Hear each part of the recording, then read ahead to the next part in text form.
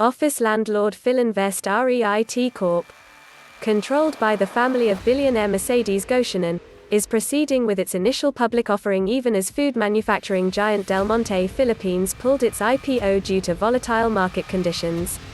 Banking on the booming demand for office space from the business process outsourcing industry, Filinvest REIT will proceed to list on the Philippine bourse on August 12 as planned, a company representative told Forbes Asia.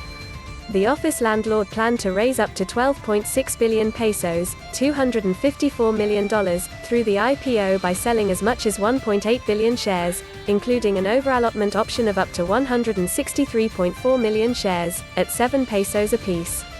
Subscription details of the Maiden share sale, which closed yesterday, are not yet available. Filinvest REIT owns and manages a portfolio of 16 office buildings in the Northgate Cyberzone, an IT industrial park developed by Filinvest Land in the southern Manila suburb of Alabang, as well as an office tower in the Cebu Cyberzone in the central Philippine island of Cebu. The assets are resilient despite the pandemic, with Filinvest REIT's revenues from its 17 office buildings rising 8% to 3.1 billion pesos in 2020 compared to the previous year. Filinvest REIT's IPO is one of two maiden share sales slated this month in the Philippines. Del Monte Philippines, known for its pineapple-based products and sauces, was scheduled to list on August 23 after the Securities and Exchange Commission approved the offering last month.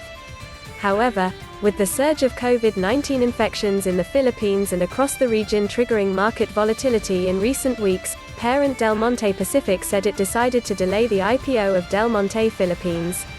The board believes that it's in the best interests of the company, its shareholders and potential investors to defer the listing until conditions improve, Del Monte Pacific said in a statement on Wednesday. The board remains committed to listing Del Monte Philippines and continues to believe strongly in the growth and resilience of its business.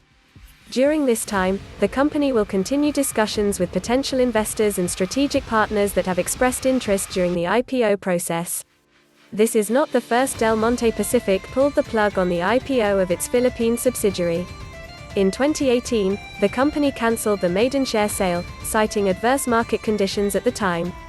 Del Monte Philippines had planned raise as much as 44 billion pesos from the maiden share sale, including the over-allotment option. That makes it the country's second largest IPO this year after Monde Nissin, which raised 55.9 billion pesos from its market debut in June.